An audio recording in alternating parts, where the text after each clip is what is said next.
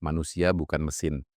Kita tidak lahir dengan program yang sama, tidak dibesarkan dengan lingkungan identik, tidak memiliki rasa takut atau harapan yang seragam. Hidup manusia adalah kombinasi unik dari trauma, cinta, kehilangan, bakat, dan mimpi. Setiap manusia adalah cerita yang berbeda. Namun ketika kita memasuki sekolah, cerita itu diremukkan ke dalam satu format standar.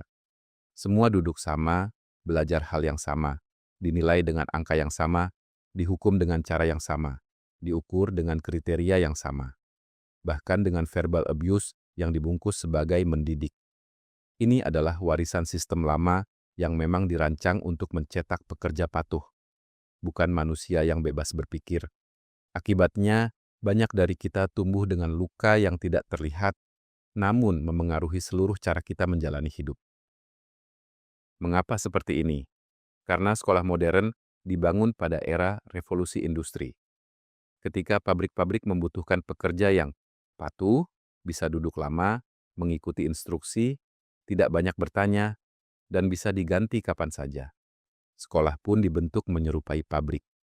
Ada bel masuk seperti pergantian shift, ada seragam untuk menyamakan identitas, ada kelas untuk memisahkan level, ada tugas repetitif seperti jalur produksi, ada ujian untuk seleksi kualitas.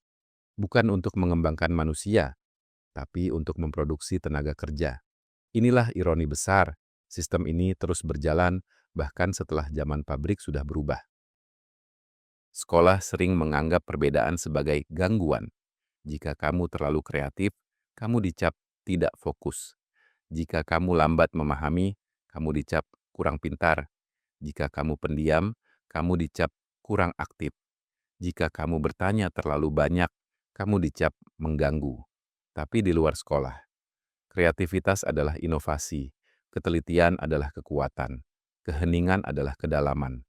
Banyak bertanya adalah fondasi pemikiran. Dunia nyata butuh keunikan manusia.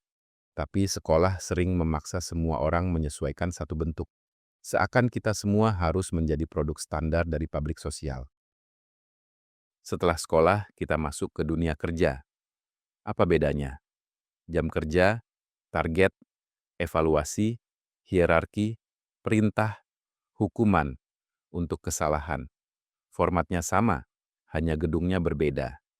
Maka tidak heran banyak orang merasa hidup mereka sebagai modern slave, bekerja untuk membayar tagihan. Tagihan membuat kita harus bekerja lagi, dan lingkaran itu tidak pernah berhenti. Sistem ini bukan kebetulan. Ini sudah didesain.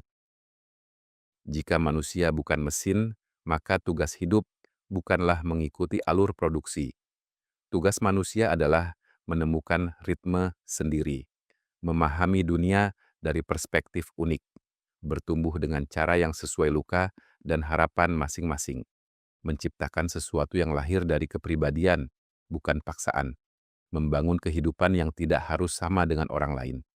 Manusia bernapas, mesin tidak. Manusia tumbuh, mesin hanya beroperasi. Manusia merenung, mesin hanya menjalankan instruksi. Kita tidak dirancang untuk keseragaman. Kita dirancang untuk keunikan. Perlawanan terbesar terhadap sistem bukanlah revolusi besar, tetapi keputusan kecil untuk menjadi diri sendiri. Mengerjakan sesuatu karena kamu suka, bukan karena nilai. Belajar hal yang kamu ingin kuasai, bukan yang diwajibkan. Mengembangkan bakat yang orang lain anggap tidak berguna. Menjalani hidup dengan ritme yang memberi energi, bukan menguras energi. Ini bukan pemberontakan terhadap sekolah. Ini pemberontakan terhadap konsep bahwa manusia harus seragam. Jika sekolah melatih kita menjadi bagian dari mesin industri, maka saat dewasa adalah saat kita memutuskan, apakah kita mau terus menjadi roda gigi dalam sistem, atau kita mulai membangun kehidupan berdasarkan keunikan diri. Pada akhirnya, pertanyaannya bukan lagi, kenapa sekolah memperlakukan siswa seolah mereka sama?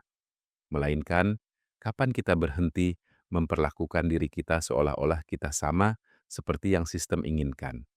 Karena manusia bukanlah mesin, dan kita tidak sedang hidup untuk sekadar berfungsi. Kita hidup untuk mengalami, merasa, dan menciptakan.